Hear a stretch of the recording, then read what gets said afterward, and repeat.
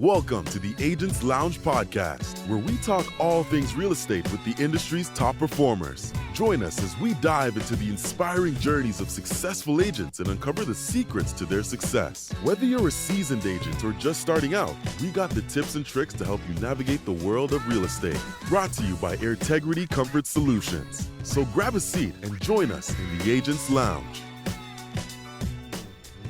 All right, welcome back to episode 7 of the Agents Lounge podcast. I am your host, Nathan Gaylor, with my co-host, Francisco Bermudez Jr. Hello, everyone. And we have a guest today, Javier Alonso, the owner of Floor Coverings International. Hello, guys. And the focus of today's episode, Sharon Ames, a realtor with Caldwell Banker. Hello. So before we start, what is the most sporadic thing you've ever done? Real estate. Really? Yes. Okay. That's a good segue. So It comes and goes. it comes and goes? It comes and goes, yeah. Yeah. So what were you doing before you got into real estate? You know, I was an accountant for 25 years. That's all I knew. Sitting in a little cubicle and punching my little computer and doing numbers and that sort of thing. Yeah. And I didn't realize how much I hated it until I got out. Well, okay. What made you make that jump then? Well, because I was working in Dallas, and I have 2 sons that live down here in San Antonio, and they kept asking me, when are you moving down here? When are you moving down here? So I surprised them one day, and I said, I'm moving down there within the year. I'm selling the house, and I'll be down there in a year. And but he said, great. I sold the house, and within that year, because I had to still work full-time, I went to real estate school. I had to think about what I wanted to do whenever I got down there. So I took a real estate course, one every month, because there's I think there's 9 courses, if I remember correctly. And I took one every month, so it took me 9 months to graduate. But normal people, it takes about 11 weeks. Yeah. So You kind of paced it out. I paced it out, yeah. Plus, I'd been out of school for a long time. It's like, how am I going to remember this stuff? What? Isn't that kind of crazy? Like, I've experienced the same thing. Like, I went back and tried to just read an old book, an old textbook for, like, international stuff. I mean, we've talked about it before. And I'm, like, on my reading level has went so drastically down. Like, I have to read the same thing twice and 3 times, maybe. So, I can relate to that. Yeah, I went and got the manual that I was taking the course with the next month. I would go and get my book, which is about 300 pages long. And I would sit there at Starbucks and I'd drink coffee and I'd read and I'd highlight and I'd do all this stuff. I get through the manual before you can start the class. And the class only lasted 4 days. So, yeah, you had to learn it. That's interesting. That's something no one has brought up yet. So, that's we have yet to touch the preparation of actually taking the real estate to get a license. It is and then the test. So were you like well prepared for it? Is there anything that caught you off guard while you were doing that? I don't think anybody's prepared for it. Yeah, but. I mean, I thought people were kidding me. When you walk in to take the exam, and there's certain institutions that will give that exam, and when you take the exam, you walk into this building along with other, I would have to say 15 or 20 students, and you have to unload all your belongings. You can take nothing in. All your hair has to be loose. No hairpins, no nothing, because they don't want you to cheat. Oh, man. I'm telling you, it's like... I know. So you go in there and you work off of the computer and they just tell you whether you pass or fail. But however, the lady at the end, she whispered what my score was. So I was quite pleased with it. Yeah. So you went from debiting and crediting accounts. So how did you end up in real estate? Why real estate? I just wanted to be out in the public. I wanted to talk to people, not be roped into a cubicle. Yeah. Okay. Did you have anyone that helped you get started? Did you have like an introduction, or you just like, Yeah. you looked it up and be like, yeah, I'm gonna do this? That was pretty much it. Really? Well, I had had hoped that I could get into real estate later on in life. That was something I kind of really wanted to do. Yeah. But as we get further into this podcast, you just don't go to school and immediately make money. But okay. Yeah, no, that's right. So that kind of makes me want to ask you. So, like, I would imagine hard for people not to have connections starting a new venture. So even real estate, you have floor coverings and a natural over here. You came here. So can you tell us a little bit about your background, just for the people who's listening? But I want to make a pause and say that I don't think you were the right fit to do accounting, because No. we've talked for 5 minutes and you don't come off as an accountant. I said, meaning you belong out there, right? It's just, you're super open, and it's super cool that people find their true calling, even though they have done something different before, right? And I have had people tell me that, and I'd look at them and I'm thinking, they must be crazy. Well, I've met with a lot of bookkeepers and stuff, and you are way more extroverted than them, so that gets some second house. Yeah. Also, Now that you bring that up, a lot of bookkeepers not talking any trash, but naturally they're more introverted, right? Yeah, exactly. Yeah, they're a little more timid, I would say. yeah, and they kind of concentrate on their work and not too much of a social butterflies and stuff. But yeah, I'm very, very, very happy that you found. I talked to a lot, whenever I was in accounting, I was in hotel accounting, so I talked to general managers and stuff like that at hotels. And sometimes my supervisor would say, you shouldn't tell them that. Don't talk so much. So anyway. Yep. But so I can relate 100%, right? So you came from Dallas and started a new career, right? I did. I did kind of the same, but just a longer drive. You came from South America, in Caracas. Yeah, Caracas, Venezuela, right? So we moved here in 2015 in December, and started a business in mid-March of 2016. And it's been a blessing. It's been hard, right? Because when you own a small business, and I would say anybody that works in real estate has a small business, right? We do. You lead with customers. You need to acquire leads.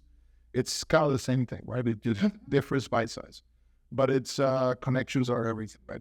That is everything. And if you are good at being social and being able to talk to people, it's an easier pathway, right? So I've been called that I have no shame. So I thought I'd turn this off. I'm sorry, guys. It's being said. Sorry. So it's all about being out there and talking to new people and trying to connect, right? So yeah, it was a little hard because I moved a 6-month-old baby and on the way, right? It was that baby, my oldest daughter, Ala. We were here with about 11 suitcases, and we started a business. We were a little crazy, but it's still here. Yeah. Wow. I'm impressed. Don't be. It's not that impressive. I made a lot of mistakes. As part of the process, 100%. Kind of piggybacking off what you said, what are some of the bigger challenges that you faced since you started real estate coming here from Dallas? Maybe in the beginning, had you...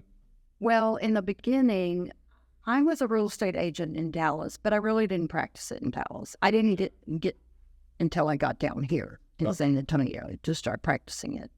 So once I started it, the following year, I joined late, 2020, and then 21 was COVID, right? No, 20 was COVID. Yeah, 20. Okay, so it was 19. At the end of 2019, I got with Caldwell Banker, D.N. Harper Realtors, and then in 2020, I have no customers. COVID hit. We all have to sit at home now, and I didn't do that much. I did a lot of home rentals, but as far as not any listings or any sellings or anything like that, it was hard. And I just feel like I've only gotten started for 2 years now. Yeah. It was like 2020 was definitely hard on everyone, but following that, the market just went bananas. I know. So like 21 was crazy. I remember I tried to buy my first house in 21 and it was impossible. Like, Yes. and I was like offering a little bit over, but not too much. And then there would be literally immediately somebody else going 20, 30 grand above me. Yeah. My offer. And then I was just like, there's literally nothing I can do. That is true. Right. But yeah, so COVID was hard I would say a lot of businesses. It was hard for a lot of businesses. Not our plumbers or electricians or No, I don't mean to ever drink. Yeah. All of this during COVID. yeah, because that's Oh, yeah. People were actually in their houses, right? They were looking at what they had in their houses and wanted to replace it, right? Yeah. Cool. Yeah. That I usually think about my questions beforehand, but do you use like any new technology as far as just like improving your reach? I guess maybe obviously the social media is an obvious one, but like AI maybe is like a huge topic now. Do you use AI at all for like maybe Like Chat. yeah, like Chat GPT, for example? I've just gotten started into Chat GPT. Yeah. And let me tell you, it is, with real estate agents, it really helps come up with ideas to describe a house. Yeah. I'm not going to take their wording because it's all, they don't know the house like I do. Yeah. But it really helps to make a fantastic description help so that you can put it in the real estate MLS system Yeah. and put the message out there. Yeah. I think it can be used in any sector now. It can. Right. Like, kids are using it for their papers and stuff. And have you had any experience with this, Javier? No, but this is awesome. Like, I've never thought that you would use Chat GPT to describe a home. I mean, well, that is awesome. We own a franchise, right? So most of my content is managed by our franchisor. So I don't have that creativity that I can put out there. Yeah, but I do see Cass is definitely using it. Right, he writes too much, but Cass is one of our business developers. Okay. So he's just like you, a social butterfly. He goes out there, talks to everybody, knows everybody. So it's I can definitely see that tool working, right? But it's something to look at. I think it's going to change a whole bunch of stuff in the next few years, right? Yeah, it's kind of dangerous, I think, because I've used it to respond to difficult emails or texts before. And I mean, that literally like kind of just turns off that part of your brain that does the critical thinking, in my opinion. It does. I Which is- agree with that. Yeah, it's an extension of what Google was for us, 5 years ago. And now you have an extension which does more, it's more detailed and there's more things personally. Yeah, it's pretty intense. It is, but I also think it needs to be controlled. Yeah, that's going to be a future discussion. It's already in discussion. I know.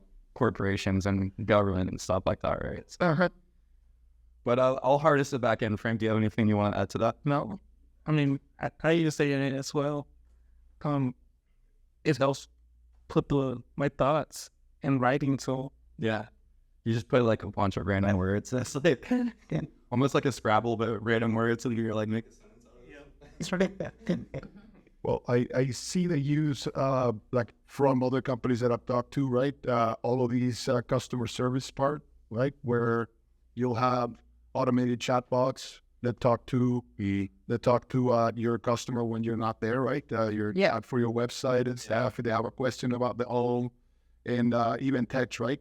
We get a lead and we respond to it, right? We're a small company, but some other companies that I've seen out there, they have those leads that come in through text or through the website, and AI has helped them reach or answer those questions and get better reach to their customers, right? So it eliminates, we call it slippage, but it's when you have somebody interested and you can't get to it, and it slips through your funnel and you can't get it to an opportunity. Yeah, I've seen it be in these companies that use AI to respond, right?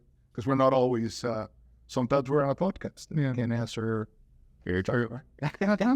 But yeah, has the ability to be more specialized, and so just being like that generic kind of stuff that we're used to. Now it's changing. It's pretty crazy. So what is your go-to for building relationships with clients?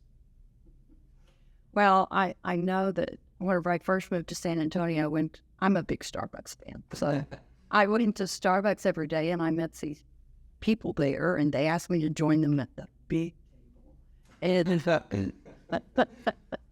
And so I went over and you just start talking to people. And there are some days I have a little note thing on my iPad and I go in there and read and I'll just, have a note hanging on the back of it. If you want to talk real estate, I'll buy you a cup of coffee. A few people have done that. You just wear a shirt with your logo on it. Yeah. You meet them everywhere and talk to them while you're in a long line at Sam's, wherever. Yeah. You take opportunities everywhere. Yes. And even, I'll get back to Starbucks, you buy the coffee behind you, their coffee. No, yeah. So that starts a conversation while you're waiting for coffee. Yeah. That's awesome. Yeah, it's so Electable and notebook. Yeah.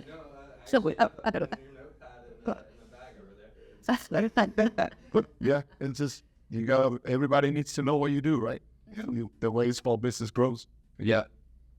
What about you? You have any? Well, we acquire leads in a sense. We have lead aggregators that we buy. Most famous one is HomeBuyers, for example. And Angie's List. We do PPC and some website stuff, but we are very active on making connections with people, right? So on the personal level, I'm very out there whenever I go, wherever I go to a party, and people do know that I do floors. They might not need floors, but they will know they met a flooring guy, right? Yeah. Happens everywhere, right? But on the business side, we do a lot of visiting businesses, right? So we would go to your office. We've been there before. And we just bring in a whole bunch of boxes of baked goods, right? That's our style. We bring sweets with our logo and just kind of, in a sense, we solicit, right? Yeah. In a good sense, right? We solicit trying to establish a legend. And if you... So like push out of the door? Well, yes. But remember I told you my dad is from Galicia. So Galicians, Spanish, from there are known to be very stubborn. Oh, yeah. So... Did you hear it? Oh, yeah. Like I said, my kids did too. That's a pro. So, but I go back, right? It's the job of the gatekeeper to keep the people there. But just the same as you. Everybody needs to know that I do floors. Everybody needs to know that you do real estate. Yes, I give out business cards. I give out pins. I give out anything I have in my purse. Yeah. So you have a goodie bag always on you. In my purse, I have a lot of magnetic business cards. Really? Yeah, and I tell people, like yesterday I did an open house at a place in Cipolo, and I gave them bottles of water with some magnetic business cards with a water flavor in there. And I said, yeah, the business card is magnetic, so you'll be able to see my face every day if you put it up on your refrigerator. How did you get good? Mostly good responses out of that. Yeah. So a question that I'm pretty curious about is how do you stay informed about the ever-changing markets and regulations maybe? Well, I'm very fortunate to work for a brokerage company that we do training all the time. I think that's very important. We have in-classroom trainings. We have about what new laws are, how to fill out a contract. I mean, everything. What the latest sales stats are. Yeah. It's deals with a lot. Yeah. Are we talking weekly here? Well, we have them. Well, our regular training meetings, it's not regular. You just sign up for the course and it'll be in your office. If you want to go, you can go. But we do have weekly sales meetings, yes, which are knowledgeable. Yeah. So we had somebody here, two people from EXP. So there's a difference here as in... There is. what would you say is a good pro for having a brokerage like Caldwell? Well, because I know EXP has a lot of training. They do have it available. That's for the type of people or person, real estate agent. They like listening to online training versus going in person to training. Yeah. It's whichever you prefer, really.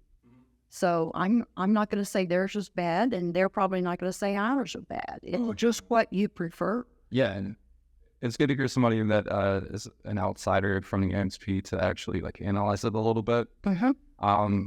Personal reflection here, like I could never pass an strictly online course. I feel like I would have to have an office. I like the interactions. I like the team building. I do too. And I went to classes while I got my real estate license. You could do the online, but I wanted to go in person. I think you learn more from the questions from others. Yes. So something more tangible. Yeah, exactly. So what's some advice, or maybe just one piece of advice that you would give someone who is maybe considering starting to maybe want to jump into the real estate industry? Well, you really want to start on a full-time basis because you've got to spend time building your business. I think that's one of the biggest trainings that you need to have for yourself. Work with a good brokerage that will help you with the trainings and know what you're doing. Because when you go to take the courses to become a real estate agent, you're only learning the law. It's not teaching you to become one. Yeah. So once you become one, you've got to be out there in the public. But however, it's not an instant money-making business. You've got to learn to get those clients. And I'm sure you have met up with that, Javier. And you've got to go out there and build up your clientele, which means you've got to have either savings to live on, then you can get that clientele built up, or a husband or a partner to lean on. You just got to, it's got to take time to build. Right. I've come across, definitely since I started doing this, a lot of people do start out part-time. And that's also another interesting perspective from you. I think to say you just got to like try to do what you can to jump headfirst into it instead of like easing your way into it. I mean, like you did it first instance. You were like, peace out to your accountant job. You're like, I'm not doing this. Yeah. It was very difficult. I went into our office. I don't go into the office every day now. I work a lot from home. Yeah. But I would go into the office just to hear the experienced real estate agents and find out what they are doing and how they did it, and learn a lot there. A lot. That's awesome. Yeah. So my favorite question to ask is basically like, do you have a memorable bad experience with a client? And like, how did you work through it? What did you do to appease? Did you? Hey, you can take moments because that's not an easy one. I'm speechless. I have nothing. Javier, you have anything? Difficult customers? Well, we work on improvement, right? Yeah, of course. And I guess anybody that works with people, right? Yeah. Moments where there are discrepancies into the opinion of everybody involved, right?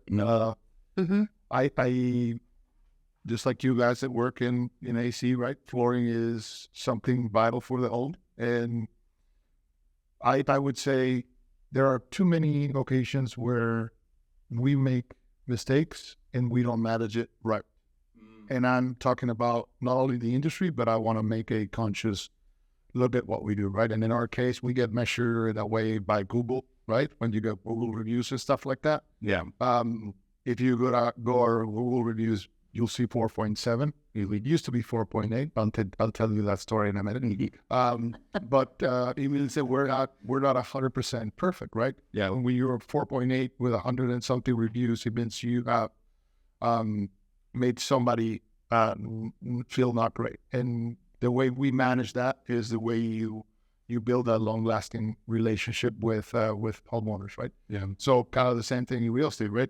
We all make mistakes. We might do something that we miss something, and the other way you manage it is how it goes. But in back to that story, right? We're 4.8 with 136 reviews, and then I get a review in a Sunday morning, 401, and I look at the name of the person that lives in that review, and I don't know. I mean, we've grown, but I technically know everybody that we do business with, right? Yeah. So I go into my CRM and try to find who that person is, and I can't find him. So then I actually read the review, and she's complaining about a competitor. So I got a review on my Google page that's talking about Lowe's, right? And they hired somebody to do their floors. It wasn't us, it was Lowe's, and it stayed there, and we've tried to take it down. It's still there, and we've tried to talk to the person who did that. It's still there, but I actually feel it's a good thing, because that actually shows, and I was going to relate to this at a moment, that you got to do this 100%. If you want to succeed in something, you got to can't burn the bridges, and You do. and do it all in, right? And the information you get from being next to people that are successful, right? Success typically leaves nuggets behind, right? So if you are part-time and you're not going into the office every day, even on the part-time, you get to miss experiences that will prevent you from having something very, very bad happen to you and become one of these stories about screw-ups or weird situations, right? But I think the podcast is PG, right? So I can't give you some of those. We had a little offline. No, it's edited before it goes outside. No, go for it. No, It likes the character. yeah, it's just in home a little bit as everything is. It's weird, right? But I'll tell you, I'm done. Yeah, then I'll show up all night. But, I'll tell you a simple one, right? I went to a house in Castroville when I was starting, and the homeowner had a cat. The cat thought it was a dog. Oh, really? And I opened the door, and the cat was on a leash, and he wasn't getting close to me. I did my thing, kind of went, talked to them, see what they wanted, and went out to the car to grab my samples. We're doing all shopping. So you would bring the samples into the home. And I opened the door without knocking, and the homeowner was probably doing the dishes. So about 40 feet away from me in Castroville, that cat thought he was protecting the home, and he started running on a laminate floor. You can see it slipping, but he was getting traction. And I'm big and slow and a bit of a wuss. So I was scared. I didn't want to hit the cat with my samples, but I was trying to protect me, right? And the homeowner was like in a slow motion going, no. So I got bit and scratched by a cat for about 10 minutes before the homeowner could take it off of me, right? But who was protecting the home? So Wow. yeah, I'm sorry, but it's what we get when we go in home. You ever see Cats are more aggressive than dogs. Oh yeah. I've not ever seen that to be. Yeah. They do go to the field. It's like you're not known in the field, but it gives you a whole bunch of stories. Right? I don't know if it happens to you when you go meet people, you go back home and you talk to your spouse and to your friends, and you got a ton of stories that are enriching to your, to let's say, to how interesting you are, right? And you get to tell this story about this cat. Yeah. I did a consultation once, 8:30 at night on a Friday. We pitch on the kitchen table. So we talk to homeowners on the kitchen table, and we do a small presentation. They had about a 280-pound pit bull. Oh, dear. And the pit bull showed up under the table and put his face, probably this big, on my lap. And he was growling. Well, I was trying to pitch, right? And we have a laptop, and I'm like shaking, right? And I go like, well, we are part of this company. And the homeowner finds out that I'm nervous because I'm hearing, right? Yeah. And he says, don't worry, sir. He's just infatuated with English cheddar. Really? There's a bowl in the kitchen table. Grab one and feed him. And we can talk all night long. He won't get pissed. I was feeding him cheese. The pit bull was eating cheese off of my lap. I can tell you, he never touched my fingers. He was so delicate, right? But he just wanted cheese. So kind of crazy stories about all my food. I don't think I met that story before, but, there are some, you meet people with their pets and their dogs and stuff like that. But I've never met an aggressive pet so far. Just a cat. In my opinion, just a cat. The dog wasn't aggressive. He just wanted cheese. He just wanted They come a dog will bark at you. A cat, you'll never see it coming. this. But they'll come to the side and so your eyes like you're already getting scratched. But a dog will always kind of warn you. Yep. They're trying to protect, right? Both of them, I guess, right? They're just minding their territory, and you're a stranger, right? Dogs are more mellow, right? They tend to. Yeah, cats. Cats are a little weird. Oh, well, yes. The cats are like little assassins, though, man. Like I'm saying. But I never encountered that, an aggressive cat. I've encountered so many dogs that will be kind of aggressive, but never a cat. Mostly Chihuahuas, I guess, on the dogs. Little ankle biters. Yeah. Part of what we do, right? We go into a house and you find that they have exactly the same, I guess, feelings and goals and aspirations as, I don't know. I tend to hear that we're so different, but we all go into houses, right? So when you open the door, we're the same. It's just everybody's got kids, pets. They love their home. They work hard. It's almost the same. It's just repeatable, but also reassuring that when you're going somewhere that you don't know the person at that place, it is reassuring. Well, when you just say they're just like you, But they are. And Sharon, I have a question for you. I feel like the real estate environment has changed so much. I bought a home in 2016, I think.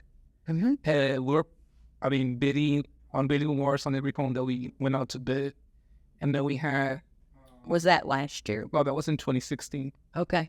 And then I feel like this year, there's so many issues with the mortgages and stuff like that.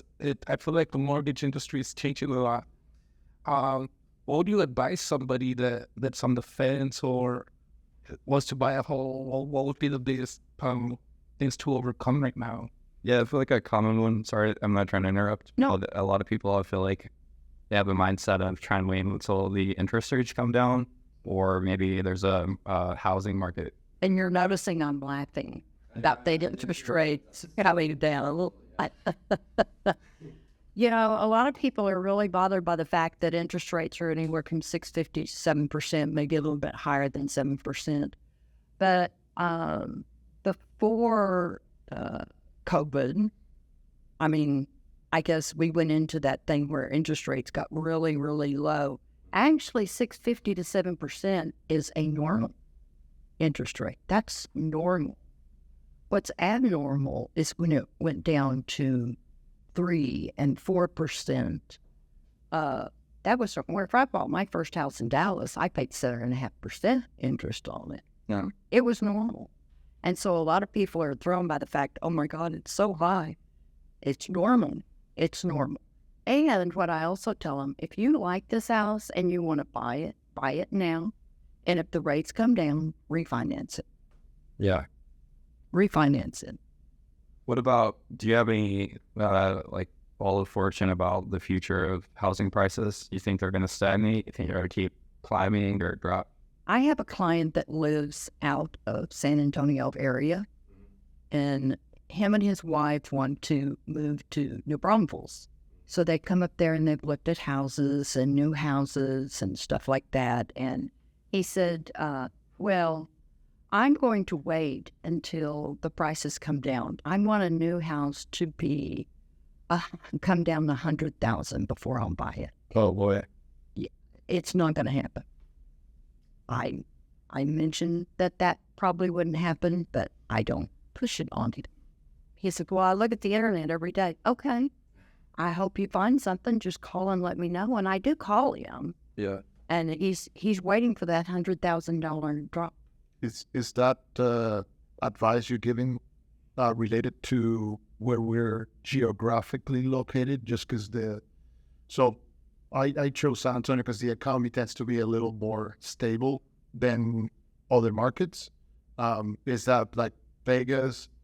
You got Vegas, some Florida, some Maryland or or Virginia properties, right? That they fluctuate too much. San Antonio tends to be more stable. Stable. It's stable. It's stable and it's steady. And but as far as going down, it will come down some, but not a great deal. It's not going to happen. That's a good observation, Javier. True.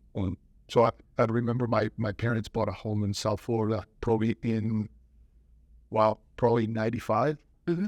And I've had this dream about buying it back, right? They sold it when we just all got married and stuff, right? It was our summer place to go from Venezuela. We spent summers in Florida. And I had this dream about buying it again. I think they paid $129,000 for a floor plan of 4-bedroom, 3-bath, 2-story in Doral, Florida. If you look at that house today, it's $380,000. Yeah. Oh yeah. That's after the 2008 whatever meltdown that we had on real estate. So I would say I'm with you. We gotta when it's time for you to purchase a home, purchase it, because prices don't tend to go down. No. It could be a fluctuation, but yeah, it just. I just suggest to people, if you really want the home and you want to own a home, go ahead and pay the 6.5-7% interest rate.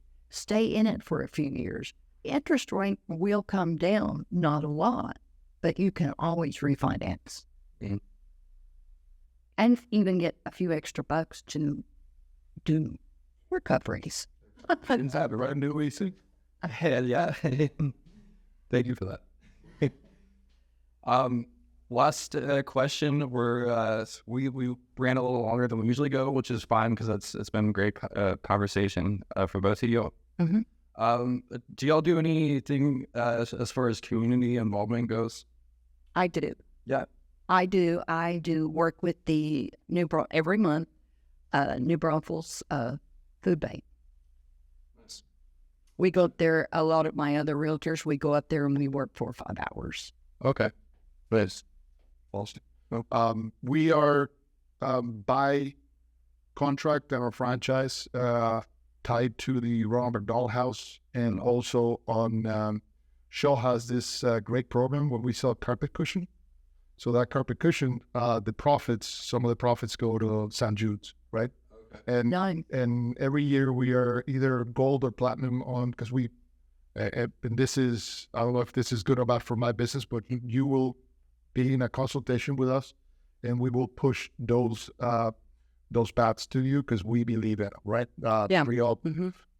We have kids, so it's kind of very important for us that St. Jude, what St. Jude does. But locally, we work with Habitat for Humanity, right? Yeah. And we help.